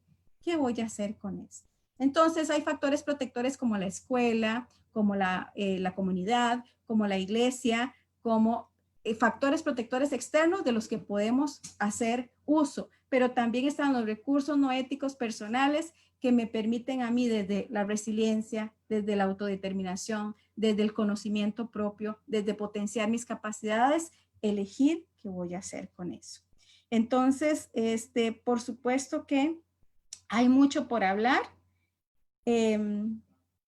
pero creo que eso sería como mi aporte hasta este momento. La pregunta que yo les dejo a ustedes desde esos contextos de violencia en los que estamos viviendo, ¿cómo le ha afectado a usted la herencia? O sea, ¿cómo trabajaríamos desde la logoterapia? Desde lo heredado, desde lo aprendido y desde lo elegido. Hemos heredado contextos y conductas de violencia, de agresión, de reduccionismo, de anulación de la persona, en nuestros contextos sociales, inclusive en nuestra casa, pero hemos salido desde los procesos de socialización y hemos aprendido que no tengo que estar en violencia, que tengo derecho a estar plena, que tengo derecho a estar en bienestar, que eso que me enseñaron de que moría en el matrimonio, aunque tuviera violencia, pero no podía divorciarme, eso no es cierto. O sea, puedo tener el derecho de ser feliz y de resignificarme en medio de y tomar las decisiones porque valgo. Entonces, ¿qué eliges? Entonces yo les pregunto a ustedes y termino con esto. ¿Qué eligen ustedes en su metro cuadrado? ¿Qué eligen hacer ante la violencia? ¿Qué eligen hacer ante la discriminación? ¿Qué eligen hacer ante el reduccionismo que llega hasta anular al ser humano y simplemente convertirlo en una máquina de consumismo, como lo dijo Claudia? ¿Qué elige usted hacer en su metro cuadrado? Gracias. Gracias, Ana Luna. Tenemos aquí una pregunta de Espe Ferraes. Buenas noches. ¿Algún gobierno del mundo aplica métodos humanitarios y qué resultados han obtenido? La pregunta es para cualquiera de los tres expositores. Quien desee responder, el micro es suyo. Fernando levantó, sí. Sí, Fernando, adelante. Gracias. Recojo la pregunta por el cariño que le tengo a Espe. Escuchando todo esto, he estado anotando cosas y queriendo hablar como todos ustedes. Les agradezco y les aprecio ese autocontrol de querer decir cosas y querer hablar. Y lo que quiero ahorita nada más señalar es tres cosas que van a contestarle a Espe. La primera es, y que me encantó de la presentación tanto de Claudia y de Emma, es que pues no hay nada más práctico que una buena teoría. Y eso sintetiza, creo que algo de lo que nos convoca acá, el estar juntos. La segunda tiene que ver con lo que Emma decía de tener pequeñas cosas que hacer para sobrevivir. Buscar pequeños detallitos todos los días que te permitan salir adelante. Si estás en una situación de violencia, yo me quiero imaginar que eso es un infierno y que eso es terrible y que cualquiera de esos destinatarios no está en esta presentación, no nos está escuchando. Y bueno, yo pido y hago oración porque esas personas de pronto, si tienen una situación de esta magnitud, de este dolor, de esta soledad, de esta desesperanza, bueno, pues lo que yo quiero pensar es que sentirse seguros, alejarse de eso, buscar un resguardo donde puedan tomar distancia de eso para que no los mate o no los ahogue o no los siga maltratando. Yo creo que es precisamente el camino que cualquier ser humano con sentido común busca. Y precisamente el reto que aquí nos trae es, y cuando queremos articular alguna ayuda social, algún programa social, nos metemos ya al terreno de la pregunta de ESPE. O sea, ¿qué gobierno ha hecho algo por los demás y que haya ayudado a darle sentido a la vida de la gente? Pues por supuesto que ninguno.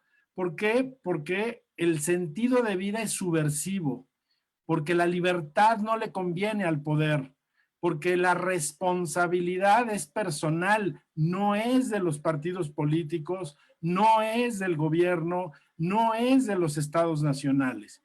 Entonces, desde luego que esa, digamos, respuesta que podría ser desilusionadora, tiene esta otra respuesta de la logoterapia, porque acuérdate que el espíritu es el poder de resistencia.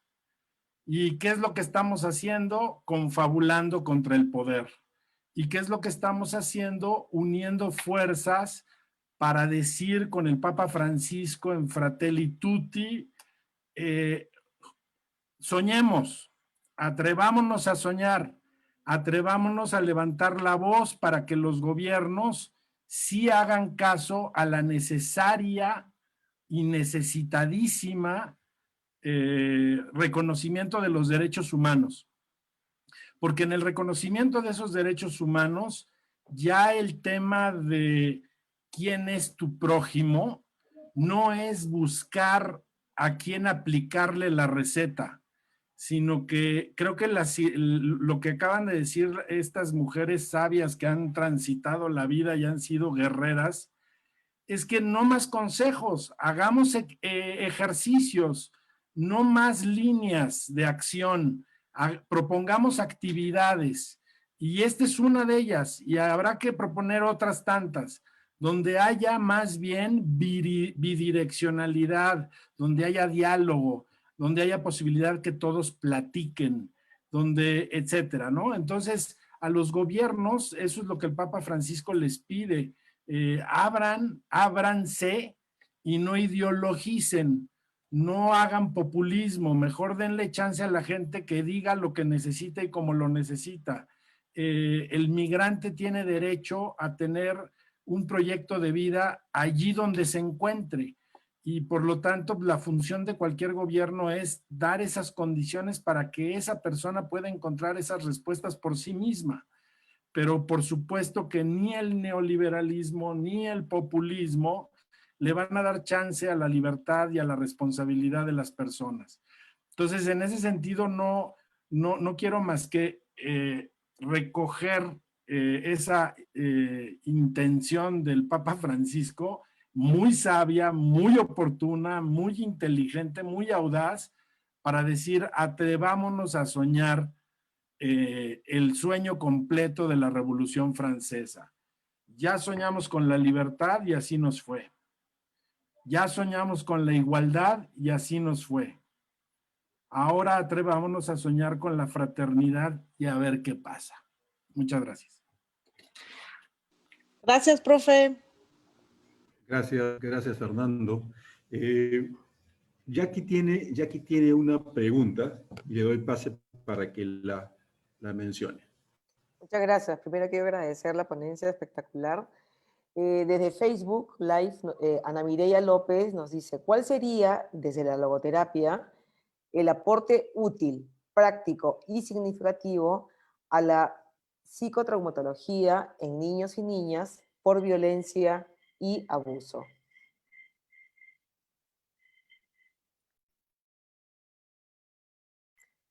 No hay un nombre específico, o sea que queda abiertos Así es. a cualquiera de los ponentes para que pueda responder. Bueno, la logoterapia tiene diferentes herramientas para el trabajo, digamos, del trauma también.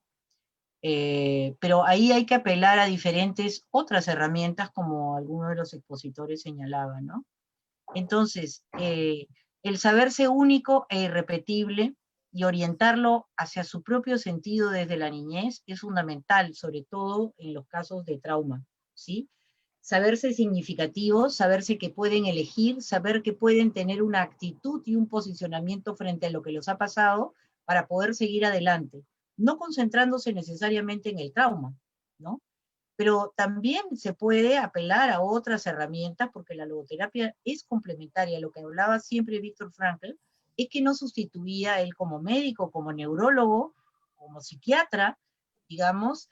Él siempre habló que la logoterapia era complementaria y era específica para los asuntos, digamos, de vacío existencial. Entonces actúa en tándem la logoterapia con otras disciplinas y con otros enfoques. Entonces, por ejemplo, uno de los elementos que se trabaja y que lo he visto en el caso de personas que han pasado afectadas por violencias, sobre todo niñas y adolescentes, es trabajar elementos psicocorporales, terapia psicocorporal. Yo he visto en un caso muy concreto, en un distrito limeño, un distrito rojo, por decirlo así, niñas que habían sido abusadas y que de alguna manera llevaban una vida, digamos, con sus familias o sin ellas, y pasaron por un proceso de reconstrucción del ser con una persona formada en logoterapia, pero que también era artista. Entonces trabajó con ellos el tema del arte, ¿sí? El arte, la expresión, los zancos, el expresarse, etcétera. Tuvieron como 2 años en un proceso muy interesante, y yo como evaluadora las entrevisté, y ellas encontraron un camino del tratamiento del trauma, no abordando el trauma en sí, sino abordando el hecho de que son personas con capacidad de crear, con capacidad de ser significativas, de poder terminar su colegio, que no lo querían terminar, ¿no? Los estimulaban de manera hacerlas ver que a través del teatro, por ejemplo, hacerles ver que ellas podían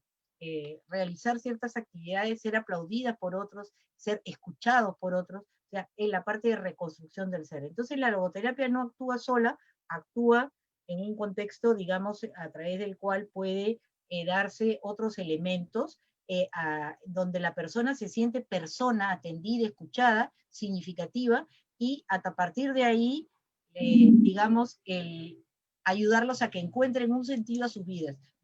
En la entrevista, yo como evaluadora, les pregunté no sobre lo que había pasado, de ninguna manera, les pregunté qué sueños tenían. Todas querían terminar, estudiar, querían hacer algo con su vida, no hablaban obviamente de los temas anteriores, pero fundamentalmente era mirar hacia adelante de una manera positiva.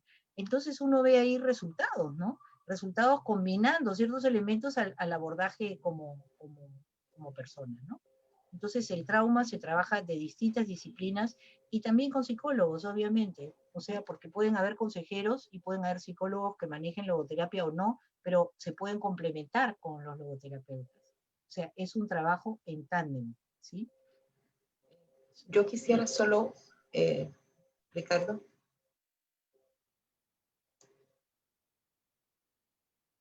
Adelante. Ok, yo solo quisiera completar y suscribir el aporte de Emma. Y aquí desde una perspectiva totalmente testimonial. Yo sufrí un trauma muy fuerte cuando tenía 14 años. En la guerra tenía 5 hermanos mayores, 4 fueron desaparecidos. Junto con 3 miembros de nuestra familia más, desaparecieron 7 personas en 3 días. Y eso demolió mi vida. Y tenía 14 años, era un adolescente. Tuve la suerte de recibir apoyo en el colegio católico en el que estudiaba, y fue un padre psicólogo el que hizo la diferencia. Y justamente, yo no sé si hacía logoterapia o no, pero me convenció de eso, de que si yo decidía seguir, que yo tenía que seguir viviendo, que eso era un hecho, y que me convenció de ser un ser único, y que la tarea en la vida era descubrir eso y apoyarme en lo que tenía para desarrollar, ¿no? Y fue un acompañamiento breve, pero, y después con muchas psicólogas que vinieron en el colegio, que eran las terapeutas que habían disponibles, pero eso hizo una gran diferencia en mi vida.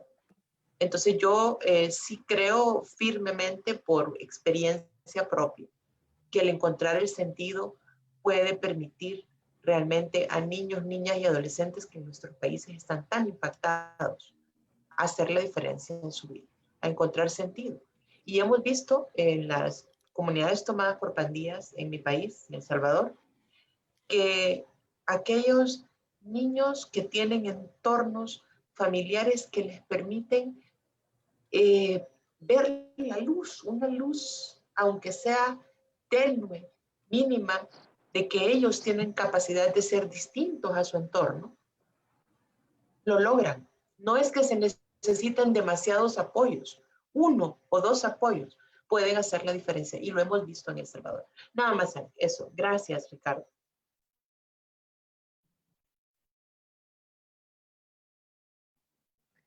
Tu micro, Ricardo, por favor. Sí, quisiera leer una última pregunta antes de darle pase a Laura. Gerardo Zurita dice: ¿existe alguna propuesta logoterapéutica en algún sistema educativo? ¿Alguien que desee responder? Enna, Fernando, Claudia. Isa. Bueno, lo que, así como instituido, vamos a hacer logoterapia, no, pero sí maestros, maestras, directivos, padres de familia capacitados para poder acompañar a niños y niñas, ¿no? Sí lo he visto. Jackie también ha estado presente, buena parte de eso. Se puede capacitar a maestros, maestras, y ellos llevan la logoterapia y lo hacen transversal en sus cursos. O sea, lo pueden incorporar. Hay propuestas también conceptuales. Recientemente vimos una que hay para tutoría, ¿no? Un libro publicado por una peruana que tiene una propuesta específica de cómo trabajar con adolescentes, y que lo ha hecho, lo ha validado y ha publicado un libro. Ella se llama, Jackie, ¿cómo se llama? Bueno, ¿se apellida?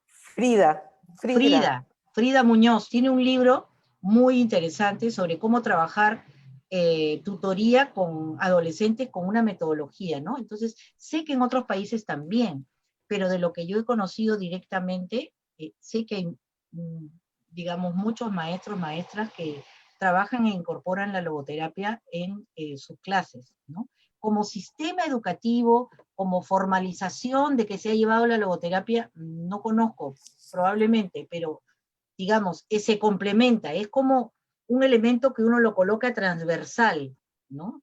En diferentes tópicos, cursos, orientaciones, sobre todo en tutoría, ¿no?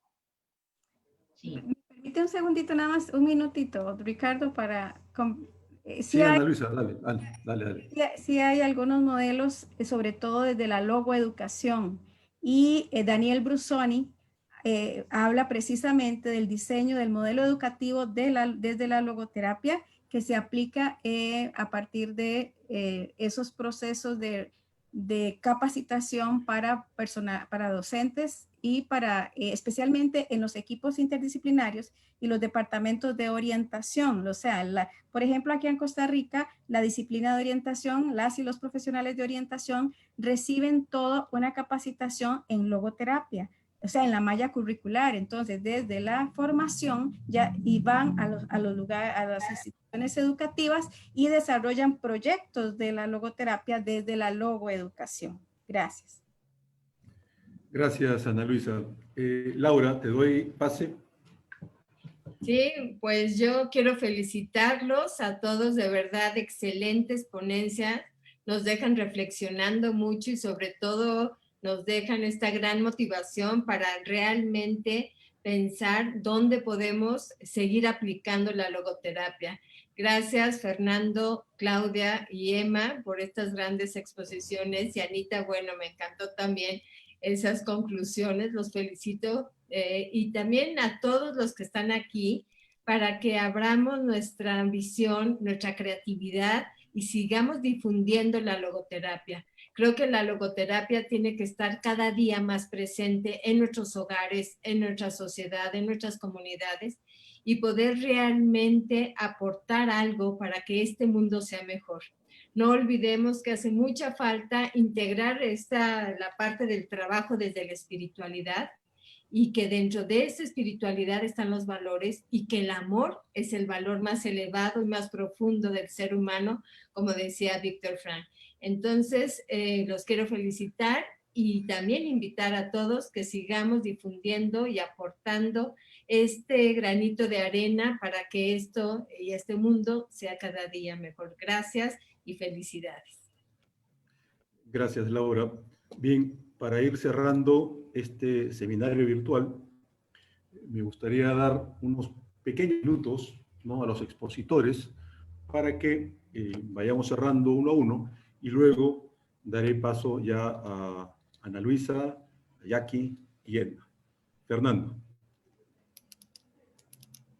Tu micro. Solo agradecerle a Laura la invitación que me hizo favor de hacerme, de venir a platicar a este foro. Fue un placer y un honor estar aquí representando a mi país, porque esto ya son grandes ligas, no cabe duda.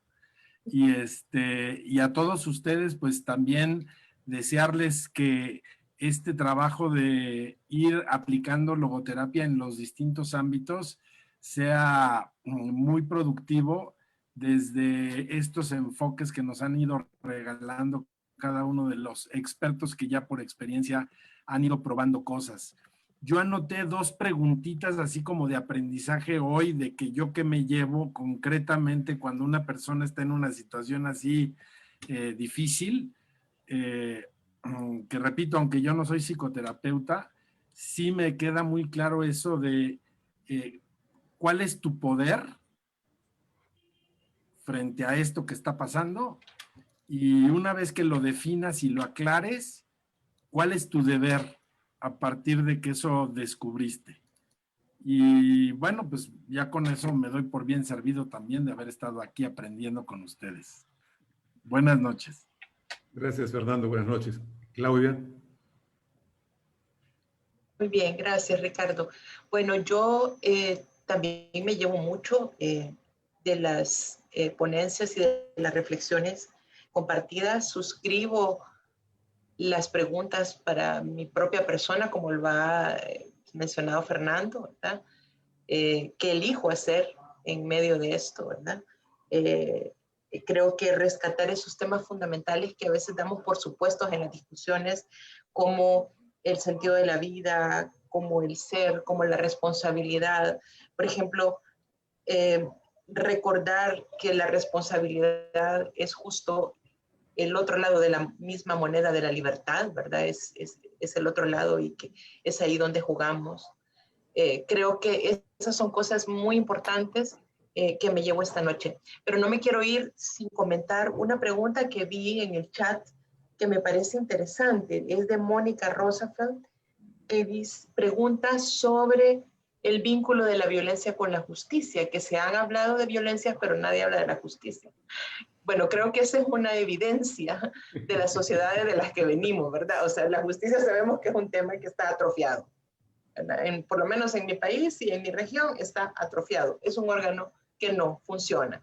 Una jueza de vigilancia penitenciaria, bueno, yo fui en busca de respuestas a esa área, pasé más o menos unos 8 años de mi vida facilitando discusiones de las instituciones del sector de justicia de mi país, haciendo diálogo para construcción de proyectos, diálogo interinstitucional para definir prioridades de intervención, planificación estratégica para la unidad técnica de justicia, que es el órgano, es una instancia que hay en el país que coordina todas las instituciones de justicia. Porque yo decía, bueno, entonces la justicia, ¿para qué sirve? Estamos en esto y no funciona, no va. Entonces me senté días enteros en todo el país con jueces, policías, procuradores. Y lo que pasa es que ellos están viendo la norma. Son también hombres sin sentido, mujeres sin sentido, y están viendo la norma, están perdidos en eso, ¿no? No en el deber ser que se pusieron ellos, sino en el deber ser que les define su puesto de trabajo, ¿verdad? Y eso es siempre muy triste, ¿no? Entonces no van a salir de ahí. Entonces la justicia, tienes toda la razón, Mónica, cuando funciona, restaura. Pero en nuestros países ustedes escuchan, están hablando de justicia restaurativa. O sea, eso es casi una cacofonía, porque no llega a ser ni siquiera una redundancia, ¿verdad? Es una barbaridad hablar de esto. De por sí debería serlo. Pero una jueza, lo que quería contarles es que una jueza de vigilancia penitenciaria en mi país, con mucha experiencia, ustedes saben que el sistema penitenciario de mi país es uno de los más sobrepoblados y de los más denigrantes que hay. Ella me dijo una vez, mire, deje de estar buscando salidas a esto. Nuestro sistema de justicia está arruinado. La puerta de entrada del sistema de justicia es la captura. Y aquí se hace por venganzas personales. No se hace porque de verdad usted cometió algo y debe hacerse. No funciona la denuncia. Si usted pone una denuncia porque fue víctima de algo, nadie va a capturar a nadie. Entonces, la puerta de entrada está arruinada. Y la puerta de salida es la reinserción que se procura en los centros de internamiento. Y está dañado también. Entonces el sistema de justicia por ahora es un aparato con un gran ruido, ruidosísimo, carísimo, pero que no funciona. Entonces tienes toda la razón, Mónica, de echarlo de menos, pero eso es lo que hay. Nada más eso, mil gracias por la oportunidad. Ha sido para mí fantástico. Buenas noches a todos y todas. Gracias, Claudio. Claudia, buenas noches. Ana Luisa, algunas palabras ya de despedida. Gracias, no, solamente muchísimas gracias por la oportunidad y reitero mi sugerencia es ¿qué queremos hacer en nuestro metro cuadrado? Pienso que todas y todos podemos aportar algo, podemos hacer la diferencia, porque ciertamente la justicia trata de hacer lo suyo, pero en medio de la justicia hay injusticia y hay violencia solapada que la justicia ni siquiera ve. Entonces, ¿qué nos toca hacer a cada una y a cada uno de nosotros en nuestro metro cuadrado? Por lo menos poner atención, alzar nuestra cara y ver qué podemos aportar para por lo menos prevenir, trabajar, disminuir un poco este flagelo. Muchas gracias. Como este seminario le ha tocado ser anfitrión a Centras y estando los 3 socios presentes, quiero robar unos minutos para darle pase a Jackie para unas palabras de cierre y a Edma para luego dar por concluido ya conmigo el evento. Jackie. Bueno, yo quiero agradecer a los expositores, gracias Laura y Ana Luisa. De verdad que la oportunidad que tenemos de poder abrir la visión de lo que es la logoterapia, sobre todo en zonas vulnerables, es muy importante. Justamente por el comentario que hicieron hace un rato sobre la justicia, ¿no? Y esa justicia e injusticia en la que vivimos. De verdad, es excelentes ponencias y quiero agradecerte personalmente, Claudia, por tu gran testimonio de vida, porque engrandece la noche de hoy día. abrir su verdad, abrir su experiencia y su vida, da cuenta justamente de lo que es el sentido de vida para quienes estamos en el camino de la logoterapia. Muchísimas gracias a todos y me quedo súper contenta con este evento. Mil gracias. Edma. Gracias. Solamente decirles que Frankl creó la logoterapia para que se recree. Él nunca quiso que se convirtiera como una especie de soviet supremo de la verdad o no verdad. Él decía, les dejo la logoterapia y está abierta a su propia evolución.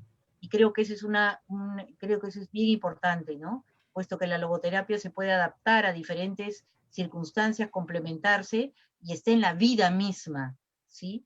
Entonces, adelante con la recreación que cada uno de ustedes quiera hacer con la logoterapia, porque es plenamente vigente, muy humana, y estamos en este compromiso, las tres instituciones.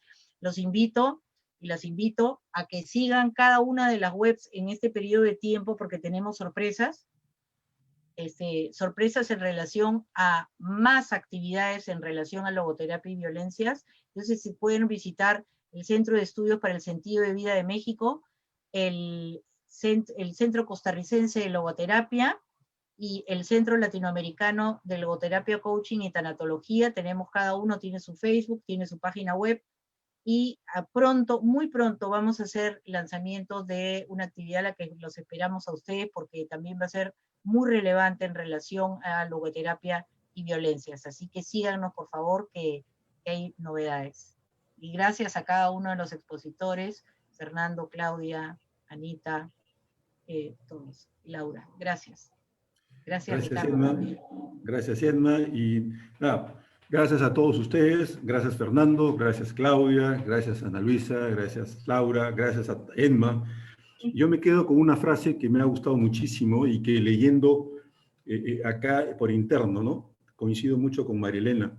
El humanismo en nuestros tiempos sigue siendo revolucionario. Y como dijo Fernando, eso da miedo, da pavor a las élites o al poder, ¿no? E impide que haya esa vincularidad sana que hoy por hoy se necesita para poder rescatar eso, lo humano del ser humano, ¿no? Experiencias que han contado ustedes muy, muy fuertes, pero que es parte de nosotros que seguimos la logoterapia, ¿no? Y que el reto es muy grande. Muchísimas gracias a todos ustedes. Un feliz descanso, ¿no? Y hasta pronto. Gracias. Buenas noches a todos. Buenas noches, adiós. Gracias, Sonita, Adiós. Ceciliano, gracias. Chao, chao. A Ana Adiós. Cecilia, a todos. Gracias. Muchas gracias.